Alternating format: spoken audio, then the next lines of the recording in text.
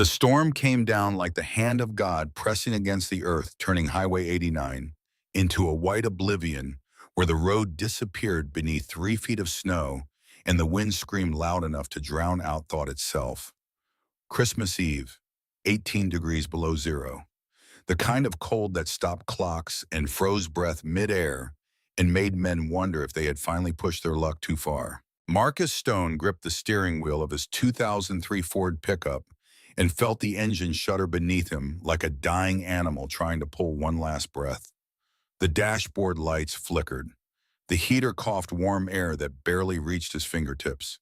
Through the windshield, the world was nothing but horizontal sheets of white cutting across his headlights in violent diagonals that made it impossible to tell where the sky ended and the ground began. He was 72 years old. His joints ached in weather like this. His lower back carried the memory of a parachute jump gone wrong in '91, the kind of injury that never really healed. Just learned to live quiet until the temperature dropped below freezing.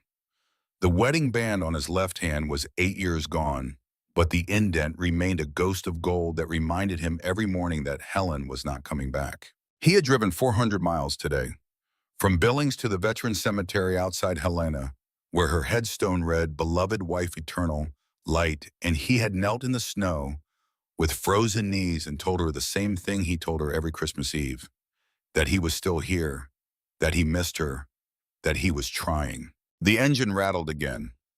Marcus eased off the accelerator and felt the truck lose momentum. No, not here, not now. He had 40 miles left, 40 miles to the cabin outside Whitefish, where he would sit alone by the fireplace and pretend the silence did not press against his chest like a weight he could not lift. But the truck had other plans. The dashboard lights went dark. The heater died. The engine gave one final mechanical groan and then went silent, leaving only the sound of wind tearing at the metal frame and snow piling against the windows in drifts that climbed higher with every passing second. Marcus let out a long breath and watched it fog in front of his face. He turned the key. Nothing. Tried again. The starter clicked, but did not catch. He sat for a moment in the dying warmth of the key and did what every man does when the universe decides to test him. He prayed, not for rescue, just for the strength to keep moving. He pulled his coat tighter, zipped it to his throat, tugged his wool cap down over his ears, and pushed open the door into a wall of frozen wind that hit him like a physical blow. The cold was immediate and absolute. It cut through his layers and found the places where age had thinned his skin, where old wounds turned brittle in sub-zero temperatures. He moved around to the hood boots crunching through snow that came up past his shins. The wind tried to push him sideways. He braced against it and popped the hood, letting out a billow of steam that vanished instantly into the blizzard. Engine block still warm. Alternator maybe, or the fuel line frozen solid. He had tools in the bed of the truck, but his hands were already numb, and the wind made it impossible to see more than 2 feet in any direction. This was how men died out here. Not dramatically, not heroically, just quietly, alone, frozen in their trucks with the radio still on and the last thing they saw being nothing but white. Marcus closed the hood and climbed back into the cab. He pulled a wool blanket from behind the seat and wrapped it around his shoulders. He had a half tank of gas left. If he ran the engine in intervals, he could keep warm for maybe 6 hours. After that, it was just him and the cold, and the question of how long a 72-year-old body could hold out against 18 below. He thought about Helen, about the way she used to tease him for always carrying emergency supplies like he was still deployed in some forward operating base instead of living in rural Montana. She would have laughed at him now, told him this was exactly the kind of situation his paranoia was built for. And she would have been right. From the floor of the passenger seat, he pulled out a military-issue duffel bag. Inside was a flare gun, a hand-crank radio, a first aid kit, freeze-dried rations, a thermal sleeping bag, and beneath all of that wrapped in oilcloth, a Colt 1911 that he had carried since Desert Storm and never fired outside of a range in 33 years. He unwrapped the pistol, checked the chamber out of habit, and set it on the seat beside him. Not because he expected trouble, because in his experience, trouble did not wait for invitations. The radio crackled to life when he turned the crank. A weather alert. Blizzard conditions expected through midnight. All highways closed.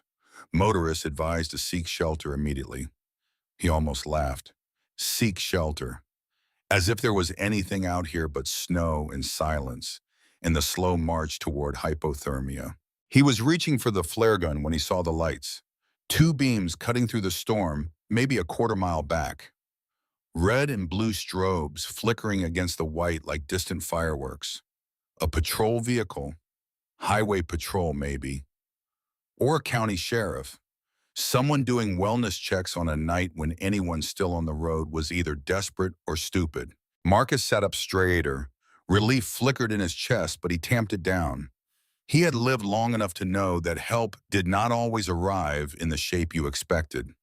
He watched the lights grow closer, moving slow, cautious, the way law enforcement moved when visibility was zero, and every shadow could be a stalled car or a jackknife semi.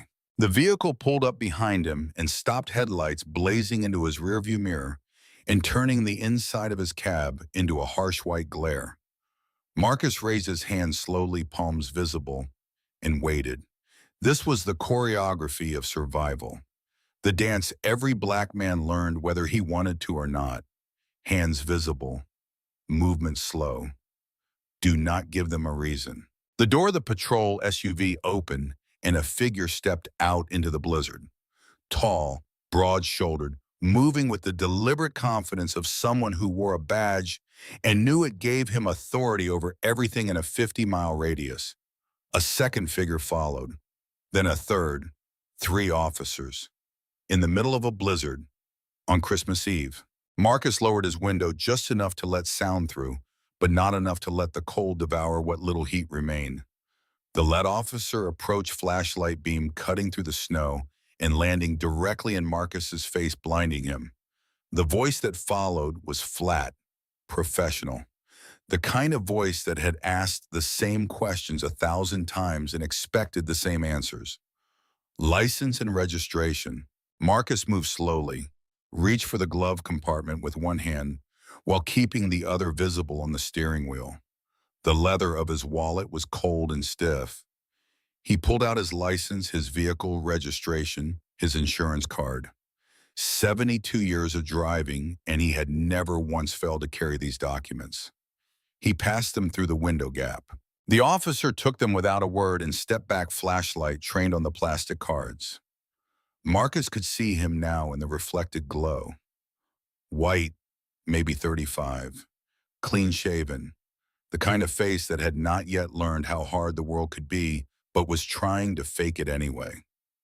His name tag read Langford. Behind him, 2 more officers stood in the snow.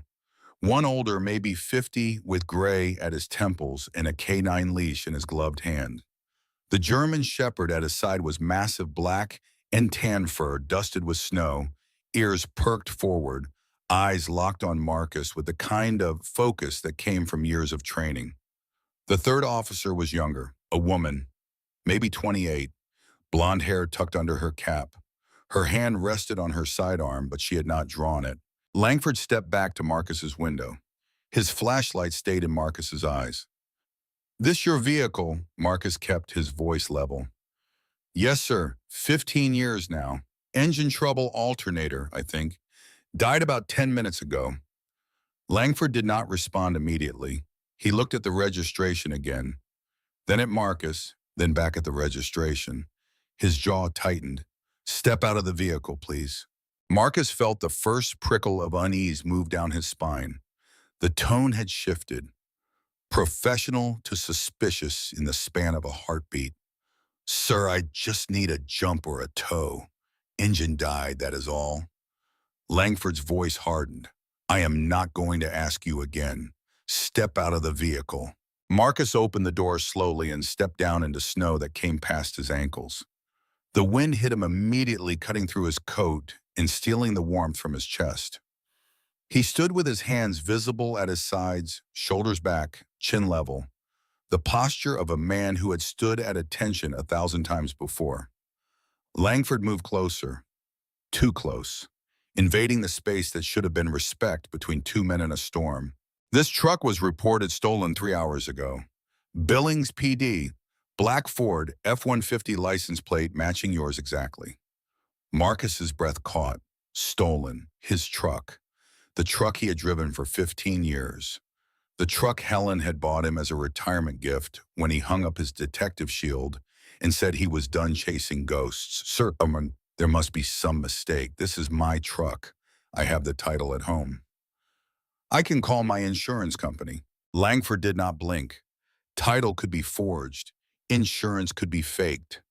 Right now, all I have is a stolen vehicle report and you sitting in the driver's seat. The older officer with the K9 stepped forward. His voice was softer, more cautious. Derek, maybe we should run his ID first. Verify before we escalate.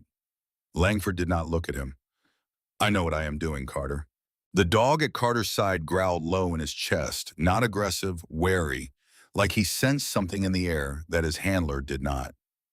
Marcus kept his hands visible and his voice calm. I'm a retired Navy SEAL, served in Desert Storm, retired as a detective with Billings PD 10 years ago. You can call the station. They will verify everything. Langford's eyes narrowed.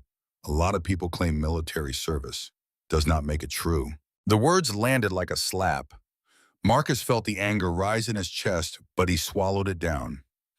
Anger got black men killed. Anger gave them an excuse. Check my wallet. I have my military ID, my VA card, my detective shield. Langford took the wallet and flipped through it with gloved hands. He pulled out the military ID, held it up to his flashlight. The plastic was faded. The photo showed a younger Marcus, hair still black, jaw still sharp, wearing his dress blues, with 3 rows of ribbons across his chest. Langford looked at the ID, then at Marcus, then back at the ID. His expression did not change. This could be fake. IDs are easy to get if you know the right people. Carter stepped forward again. Derek, that is a legitimate military ID. The hologram is intact. The issue date matches his age. We should run his name through the system before we go further. Langford finally looked at Carter, and the look was not friendly. You questioning my judgment, Carter? Carter hesitated. No, sir. Just suggesting we verify before we detain. Langford turned back to Marcus. His hand moved to his belt and came back with a pair of handcuffs. Turn around. Hands behind your back.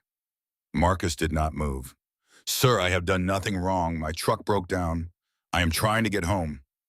Langford stepped closer. His voice dropped to a whisper that only Marcus could hear. I know who you are, Stone. I know what you did to my father. The words hung in the frozen air between them.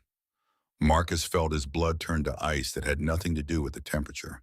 Senator Langford, James Langford, the investigation that had consumed 2 years of Marcus's life as a detective, embezzlement, bribery, using state funds to line his pockets while veterans went homeless and schools went underfunded. Marcus had built the case, gathered the evidence, testified in front of the ethics committee, and the senator had walked away with nothing more than a forced resignation and a pension he did not deserve. This was his son, Derek Langford, the boy who had sat in the courtroom gallery and stared daggers at Marcus while his father's empire crumbled. Marcus kept his voice steady. Your father was corrupt. I did my job. Derek's smile was cold, and now I am doing mine. He grabbed Marcus's wrist and twisted it behind his back. The cuffs clicked shut, metal biting in his skin. Marcus did not resist. Resisting gave them permission. Carter moved forward, hand on Derek's shoulder. This is not right. We do not have probable cause. Derek shrugged him off. Stolen vehicle, suspicious behavior, refusal to comply. That is 3 counts of probable cause. You want to argue with me, Carter, or you want to do your job? Carter stepped back. The dog at his side whined low and uncertain. The blonde officer, the young one, spoke for the first time. Her voice was tight. Sir, I think we should call this in. Get a supervisor out here. Derek turned on her. Officer Hayes, you are a rookie. You do not get to think. You follow orders.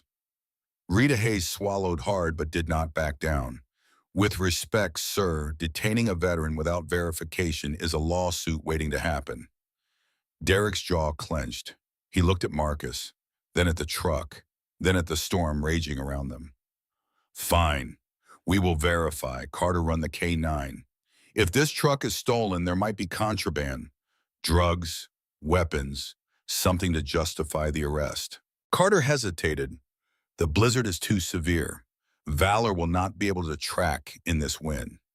Derek's voice went sharp as a blade. I gave you an order. Carter looked down at the dog. Valor was sitting now, ears back, body tense. He was not looking at the truck. He was looking at Marcus. Carter unclipped the leash. Go on, boy. Search. Valor did not move. He sat perfectly still, eyes locked on Marcus' tail, flat against the snow.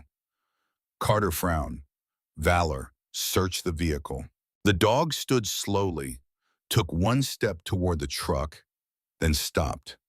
His head tilted, his ears came forward, and then something shifted in his posture. The tension bled out of his shoulders, his tail lifted just slightly, and he turned away from the truck and walked directly toward Marcus. Carter pulled the leash. Valor heel. The dog ignored him. He moved through the snow, with purpose, closing the distance between himself and the man in handcuffs standing in the middle of a blizzard. When he reached Marcus, he stopped, sat down, and looked up with eyes that were not the eyes of a trained police K-9. They were the eyes of a soldier who had just found his commanding officer.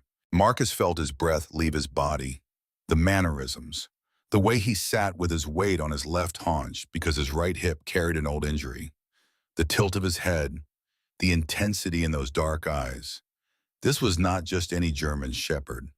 This was bloodline, legacy, the genetic memory of a dog Marcus had trained 33 years ago in a desert halfway around the world. Marcus whispered the name like a prayer. Valor. The dog's ears perked. His tail began to wag. Slow at first, then faster. He stood and moved closer, pressing his body against Marcus's legs, whining low in his throat. Not distress, recognition. Carter stared. I have had this dog for 3 years. He has never done that. Never. Derek's voice cut through the moment like a gunshot. So what? The dog likes him. Does not prove anything.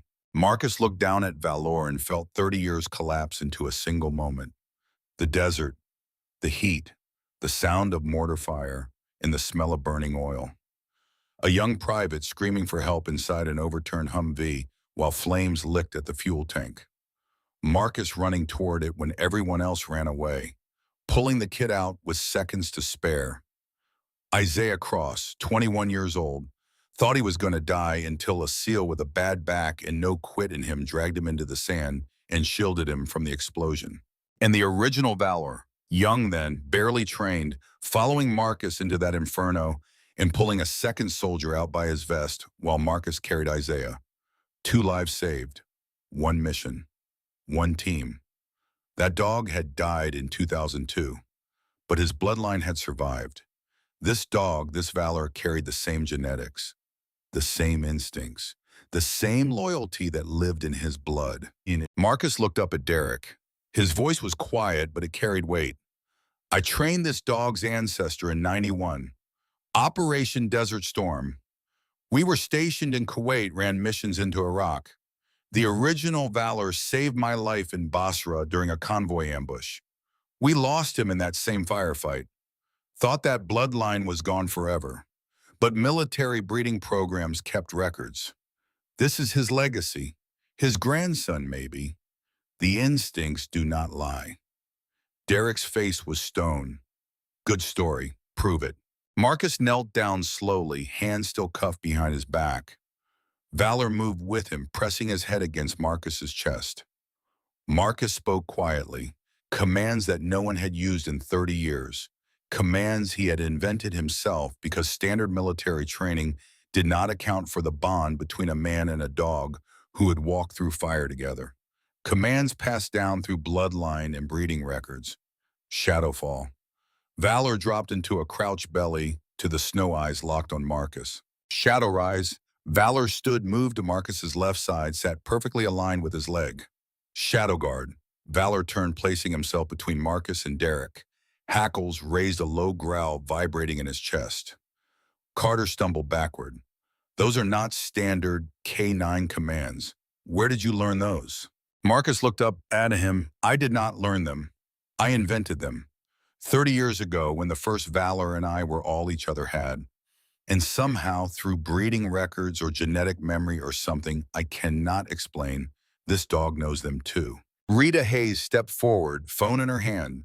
I just looked up Marcus Stone in the database. Decorated Navy SEAL, 2 Purple Hearts, Bronze Star with Valor, retired Billings detective, no criminal record, no warrants, and his truck is registered in his name.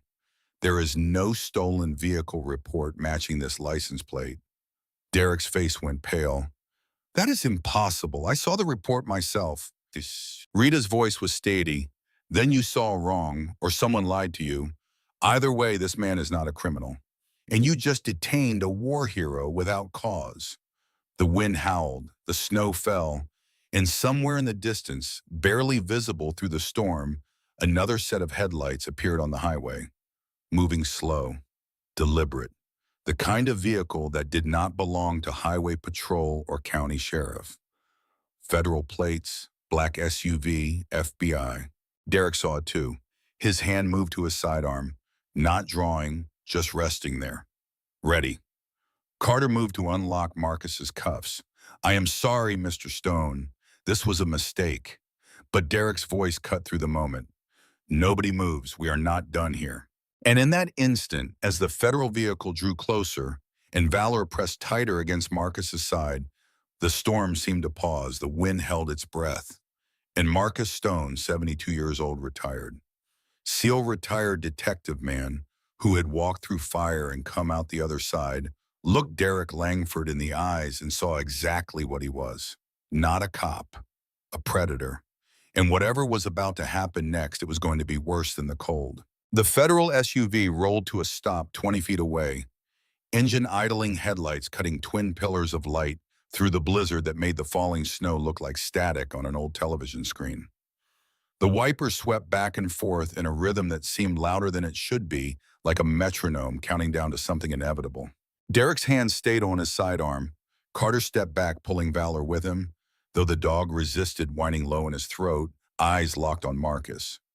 Rita Hayes moved to the side, positioning herself between the newcomer and the detained man, in cuffs, her training kicking in even as her instincts screamed that something here was deeply wrong. The driver's door opened. A man stepped out into the storm, tall, broad through the shoulders, moving with the kind of controlled precision that came from decades of walking into situations where hesitation got you killed.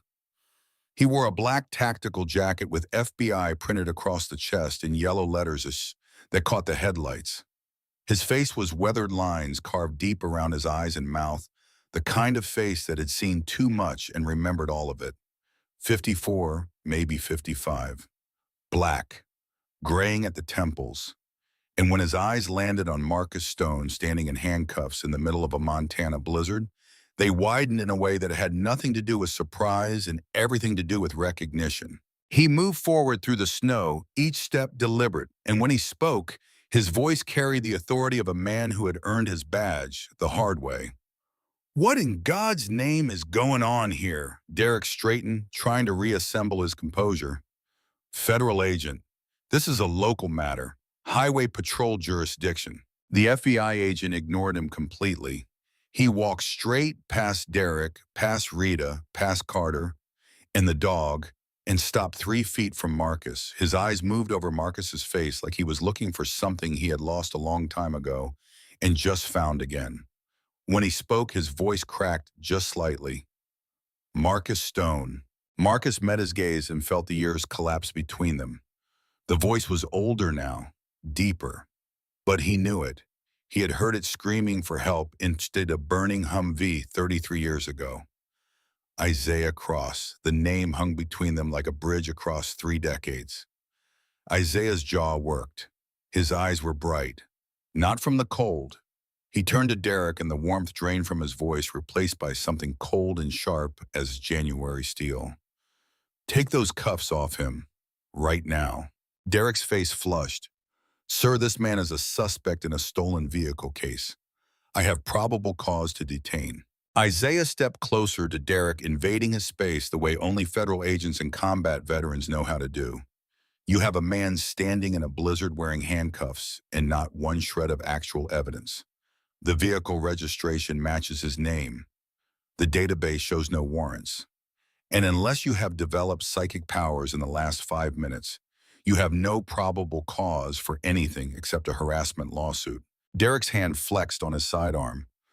With respect, sir, you do not have authority over local law enforcement. Isaiah pulled his badge from his belt and held it up, the gold shield catching the light. Special Agent Isaiah Cross, FBI, currently investigating a corruption ring involving the illegal transportation of money through rural Montana checkpoints. And you, Officer Derek Langford, son of former Senator James Langford, are on my list of persons of interest. So yes, I absolutely have authority here. Now take off those cuffs before I make a phone call that ends your career. The words landed like artillery fire. Carter and Rita both took a step back. Derek's face went from red to pale in the span of a heartbeat. Rita moved forward, keys already in her hand. Sir, I will handle it. She unlocked the cuffs with hands that shook just slightly. Marcus brought his arms forward, rubbing his wrist where the metal had bitten into skin. Valor immediately pressed against his leg, whining, and Marcus reached down to rest a hand on the dog's head. The contact was electric. 30 years of separation, and the bond was still there, passed down through bloodline, muscle memory, and trust, and something deeper that had no name. Isaiah looked at Marcus, and something in his expression softened. You look old, brother. Marcus managed a small smile despite everything. You look like you spent too much time behind a desk. Isaiah laughed, brief and hollow. 15 years with the Bureau will do that. He glanced at Valor. This one of the line. Marcus nodded. The original Valor died in 2002. Heart failure. 13 years old. But his bloodline survived through the military breeding program. This is his descendant. Same training instincts. Same loyalty. Like he remembers me through his DNA. Isaiah's gaze moved to Derek, who stood frozen, calculating his hand, still hovering near his weapon. Then Isaiah looked back at Marcus, and his voice dropped low enough that only Marcus could hear. Something is wrong here. I can feel it. You feel it too. Marcus had spent 20 years as a detective. He knew the signs, the micro-expressions, the tells. Derek was not just defensive, he was cornered. And cornered men did one of two things. They surrendered or they lashed out. Marcus spoke quietly, his voice for Isaiah alone. Check his hands. Isaiah frowned. What his right hand? The one he keeps flexing. Look at the knuckles. Isaiah's eyes shifted, tracking Derek's movements without making it obvious. Derek's right hand kept clenching and unclenching, a nervous tick, but more than that. The skin across his knuckles was darker. Not dirt, not shadow. Blood. Isaiah stepped toward Derek, his voice casual, but his posture anything but. Officer Langford, you hurt your hand. Derek pulled his hand back instinctively. Just scraped it on the ice. Nothing serious. Isaiah tilted his head. Mind if I take a look? Sometimes cuts in this cold get infected faster than you would think. Derek's jaw tightened. I said it is fine. Marcus moved closer, Valor at his side. He had interrogated enough suspects to know when someone was hiding something. The blood on Derek's knuckles was not from ice. It was too fresh, too dark. Arterial spray left a specific pattern. This was impact blood, knuckles meeting flesh. Marcus kept his voice level, conversational, the way detectives did when they wanted a suspect to relax before they struck. Officer Langford, how long have you been on patrol tonight? Derek's eyes snapped to him. Why does that matter? Just curious. Storm like this, most departments pull patrols off the road. Too dangerous. But here you are, 3 officers, Christmas Eve, in the middle of nowhere. Seems unusual. Derek's face hardened. We were responding to the stolen vehicle report. Marcus nodded slowly. Right. The report that does not exist. The one Officer Hayes just confirmed was never filed. Rita shifted uncomfortably. The database shows no active reports matching this vehicle or license plate. Derek turned on her. You must have checked the wrong system. Rita stood her ground. I checked state, county, and federal databases. Nothing. Carter spoke up, his voice uncertain. Derek, maybe we should head back to the station, file a proper report, get this sorted out officially. Derek's hand went to his sidearm, and this time he did not just rest it there. He gripped it. Do not tell me what we should do, Carter. The tension spiked. Valor growled low and deep, the sound vibrating through his chest. Isaiah's hand moved to his own weapon, slow and deliberate. Marcus kept his voice calm, the voice of a man trying to de-escalate before someone did something they could not take back. Derek, whatever's happening here does not have to get worse.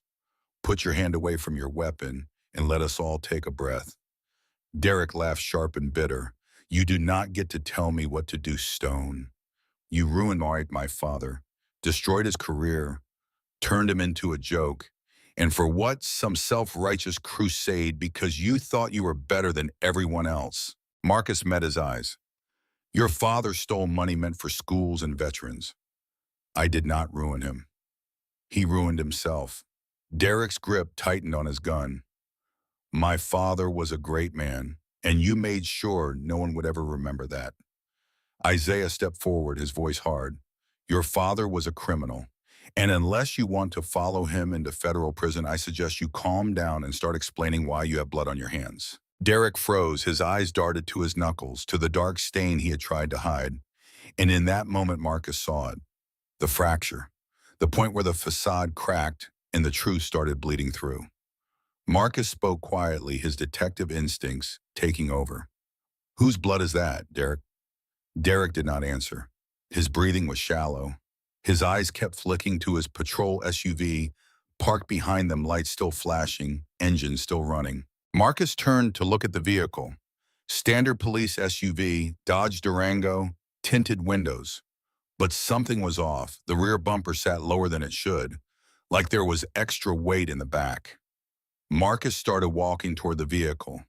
Derek's voice cracked like a whip. Stay away from my car. Marcus kept walking. Isaiah moved with him, hand still on his weapon. Valor followed nose to the ground, tracking something Marcus could not see, but the dog could smell. Derek drew his gun. I said, stay away, Carter shouted. Derek, what are you doing? Put the gun down. But Derek was not listening anymore. He moved toward the SUV, trying to block Marcus's path, but Isaiah stepped between them, his own weapon now drawn, pointed at the ground but ready. Officer Langford, holster your weapon immediately or I will arrest you for threatening a federal agent. Derek's gun wavered. His eyes were wild now, desperate. You do not understand. You do not know what is at stake. Marcus reached the back of the SUV. Valor was going insane, barking, scratching at the rear cargo door. Not the trained bark of a K9 signaling contraband, the frantic bark of a dog who had found someone in distress. Carter moved forward. Valor, heel. What has gotten into you? Marcus looked at Derek. Open the trunk. Derek shook his head. No. Marcus's voice went cold. Open it. Now. Derek raised his gun higher, pointing it directly at Marcus. I will shoot you. I swear to God I will. Isaiah aimed his weapon at Derek. You fire that gun, and you are a dead man. Rita drew her weapon aimed at the ground, her voice shaking. Derek, please. Whatever this is, we can fix it. Just put the gun down. For a long moment, no one moved. The wind howled, the snow fell, and then Valor lunged not at Derek but at the SUV, his teeth catching the edge of the rear cargo door, latch and pulling. The door popped open. Inside the cargo area, bound with zip ties and duct tape, gagged and shivering, was a young woman. 19, maybe 20. White, blonde hair matted with blood. Her eyes were wide with terror, And when she saw Carter, she tried to scream through the gag. Carter stumbled backward. Emma! Oh God, Emma! Rita moved forward, holstering her weapon, reaching for the girl. That is your niece, Derek. What have you done? Derek's gun shook in his hand. His voice came out broken. She was going to talk. She saw something she was not supposed to see. I could not let her tell anyone. Isaiah kept his weapon trained on Derek. What did she see? Derek laughed, hollow and desperate. Everything. The money, the transfers, the whole operation my father built before you people destroyed him. I have been running it for 3 years, moving cash through these checkpoints during storms when no one is watching, using police vehicles. Untouchable.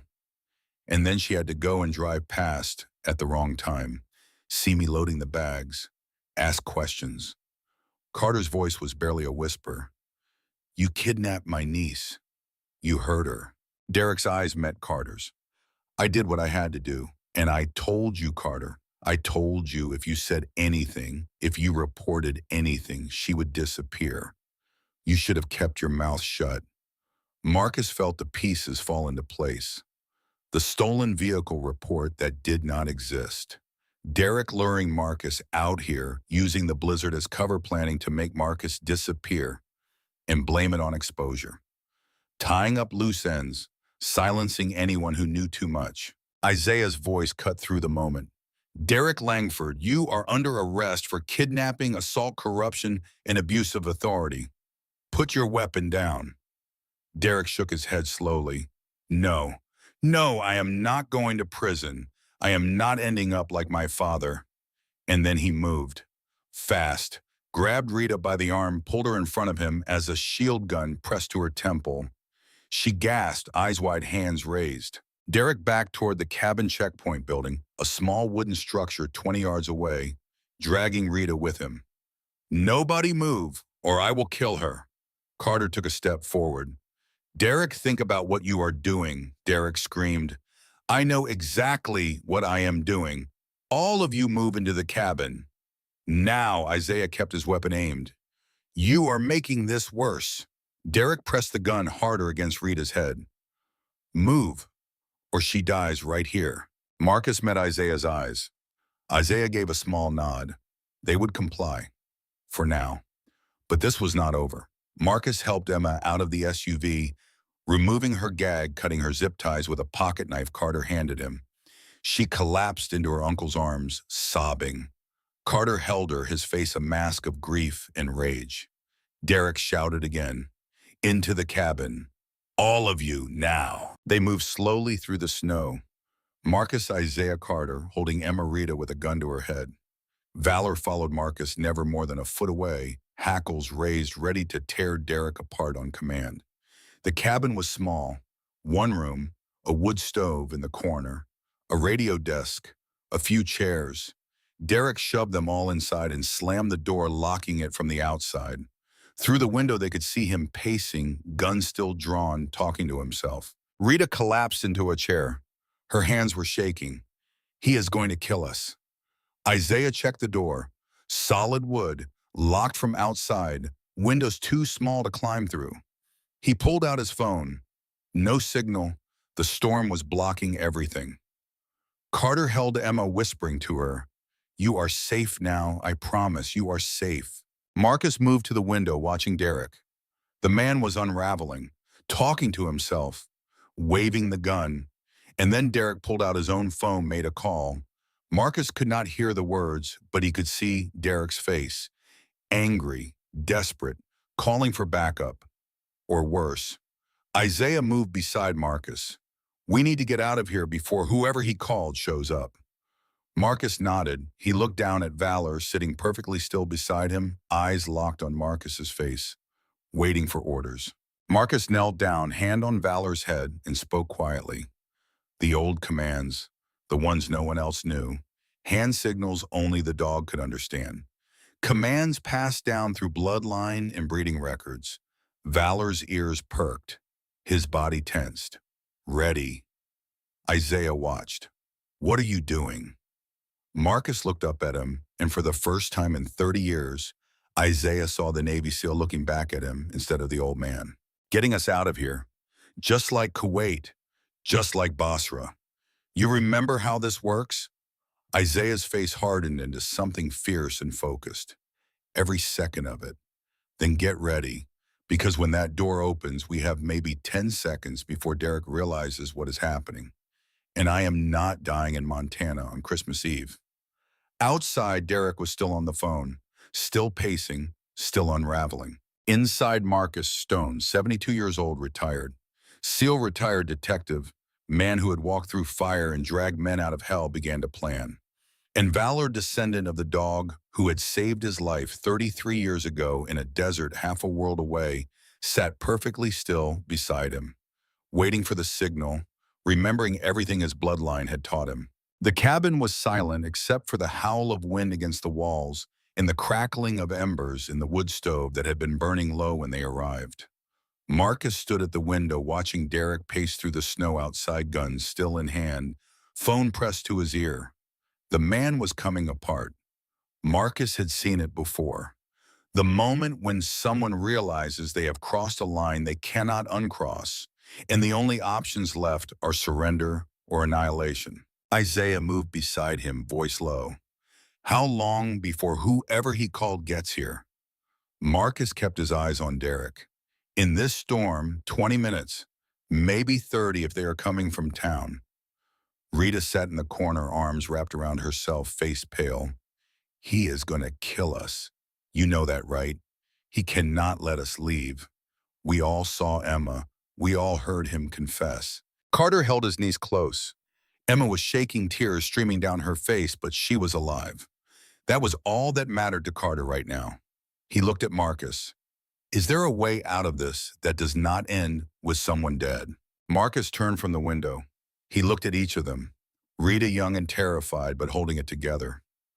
Carter older, steady, a good cop, caught in an impossible situation. Emma traumatized, but breathing. Isaiah, federal agent and brother in arms, waiting for orders like they were back in the desert. And Valor. The dog sat perfectly still at Marcus's side, eyes locked on him, every muscle coiled and ready. Marcus spoke quietly. Derek is not thinking clearly. That makes him dangerous, but it also makes him predictable. He is going to try to clean this up. Make it look like we all might in the storm. Carbon monoxide from the stove, maybe. Or he sets the cabin on fire and claims we were already dead when he got here. Isaiah nodded. So we do not wait for him to make the first move. Marcus looked down at Valor. The dog tilted his head, waiting. Marcus made a small gesture with his left hand. 2 fingers, a slight twist of the wrist. Old signals, old language passed down through generations of breeding. Valor's ears perked forward. He understood. Marcus turned to Isaiah. When I give the signal, you take Rita and Emma to the back corner. Get low. Stay behind the furniture. Isaiah frowned. What are you going to do? Marcus met his eyes. What I was trained to do. Carter stood up. I am not letting you face him alone. Marcus shook his head. You are protecting your niece. That is your job. Let me do mine. He moved to the door, pressed his ear against the wood. Outside, Derek was still on the phone, still pacing. Marcus could hear fragments of his voice through the wind. Need backup. Situation contained. Subject secured. Marcus stepped back. He looked at the door. Solid wood. Hinges on the outside. Lock mechanism simple. He had breached 100 doors like this in his career. Most of them under fire. This one would be easy. He turned to Isaiah. Give me your belt. Isaiah did not question. He unbuckled his belt and handed it over. Marcus folded it, tested the weight, then moved to the wood stove.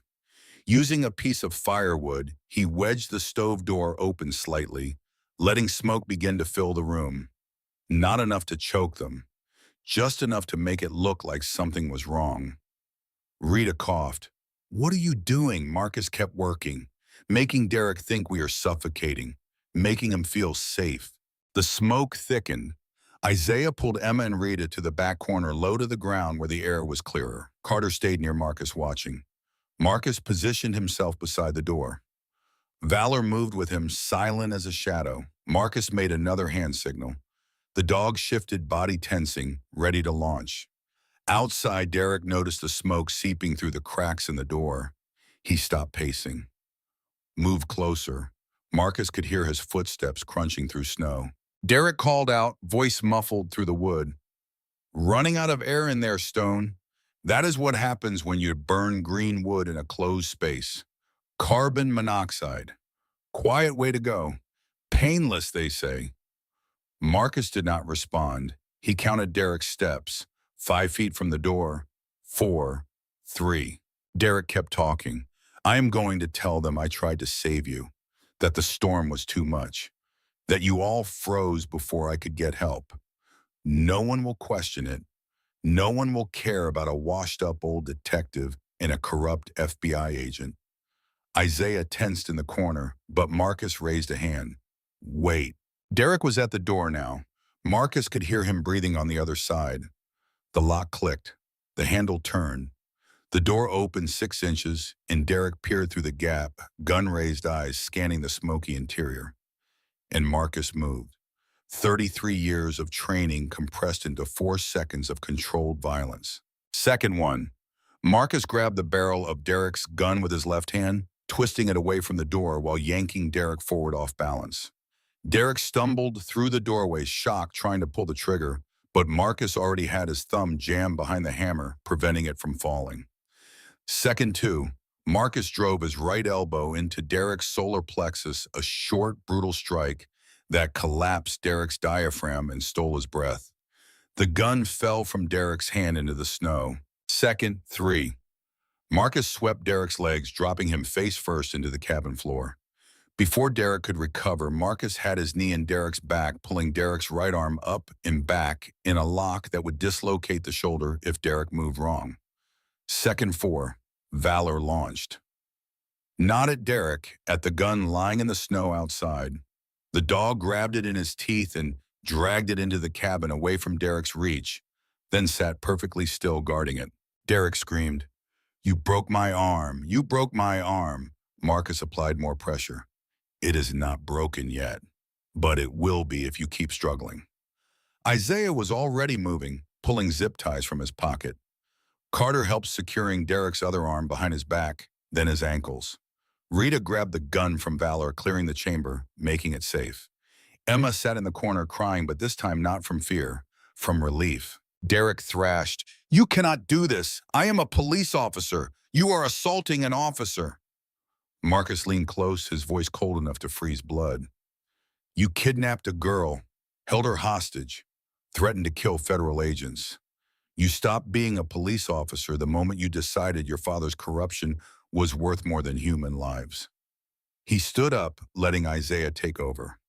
Isaiah pulled Derek upright, forced him into a chair, secured him to the frame with more zip ties.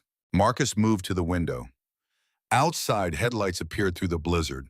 Multiple vehicles, FBI markings. Isaiah's backup had finally arrived. Isaiah saw them too. His radio crackled to life. "Cross, this is Unit 7. We have your location." Status, Isaiah grabbed the radio. "Suspect in custody. 1 victim recovered. Send paramedics for the girl." "Copy that. ET, 2 minutes." Derek laughed, bitter and broken. "You think this ends anything? My father had connections." "I have connections. You will never make any of this stick." Marcus knelt down in front of him. "Your father died in prison. Suicide. Because he could not live with what he had become. You want to follow that same path, or you want to take responsibility for what you have done." Derek's face twisted. "My father was murdered. Someone in that prison killed him and made it look like suicide.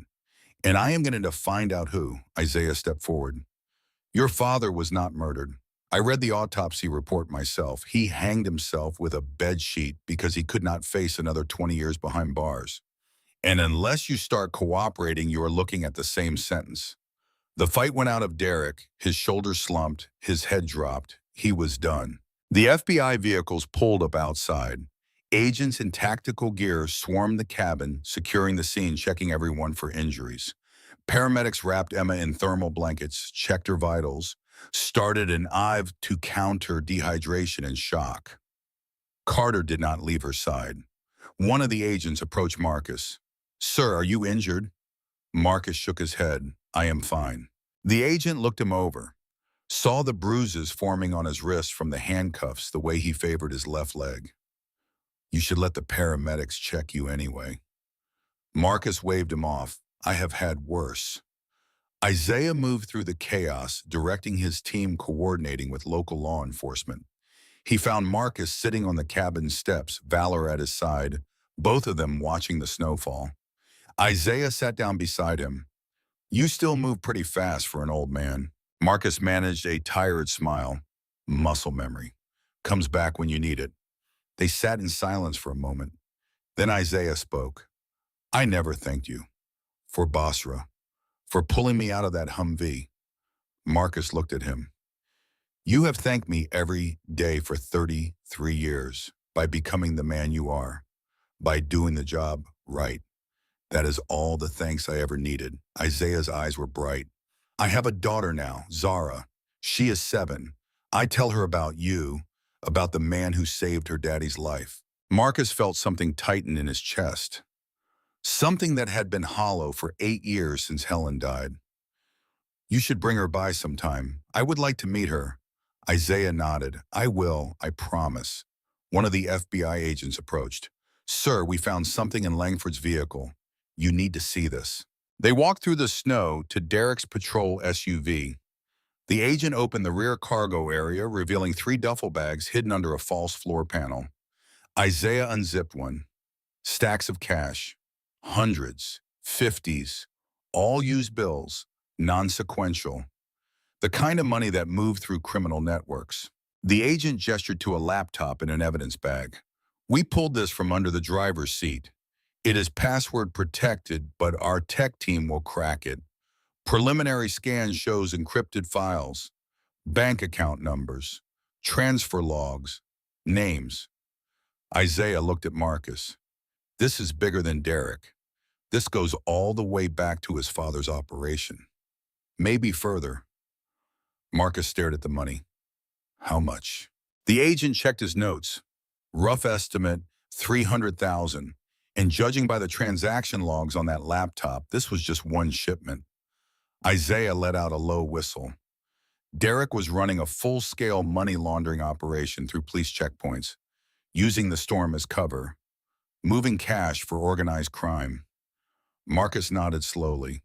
His father built the network. Derek inherited it. The senator used his position to create the roads. Derek used his badge to protect them. The agent continued. "We also found a burner phone, text messages between Derek and someone identified only as Eagle.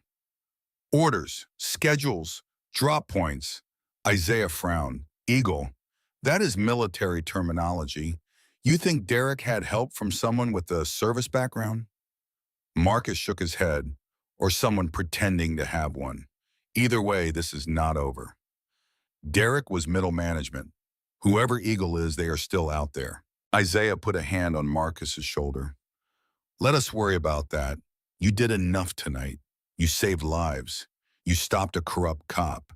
You earned a rest."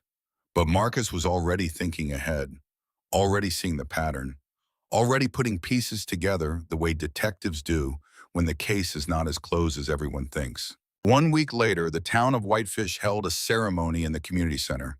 The room was packed.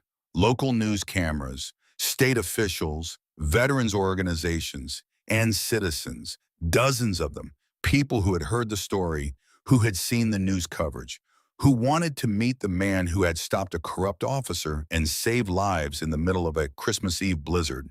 Marcus stood on the small stage, uncomfortable in a suit jacket he had not worn in 5 years, while the mayor presented him with a plaque. Citizen Hero Award for bravery and service above and beyond. The mayor shook his hand. "Mr. Stone, on behalf of the entire community, thank you. You represent the very best of what it means to serve." Marcus accepted the plaque, looked out at the crowd, and saw faces he recognized. Carter standing with Emma, both of them healthy now, alive.